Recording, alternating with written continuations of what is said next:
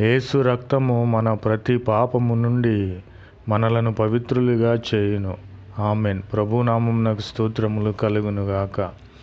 ఏంటి నేను పాపము కలవాడిన, పాపము కలదానినా అని మనము అనుకొనవచ్చు. ఎందుకంటే మన కొరకే ప్రభు అయిన క్రీస్తు వారు మరణించారు. కల్వరి సిల్వలో తన ప్రాణమును పెట్టి ఉన్నారు.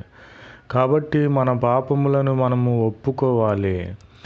ఆయన యేసు ప్రభు వారు నమ్మదగినవాడు, నీతిమంతుడు కనుక ఆయన మన పాపములను క్షమించి మనలను సమస్త విధములైనటువంటి దుర్నీతి నుండి, పాపము నుండి విడిపించే దేవుడిగా, మనలను శుద్ధీకరించే దేవునిగా, పరిశుద్ధపరిచే దేవునిగా ఉన్నాడు.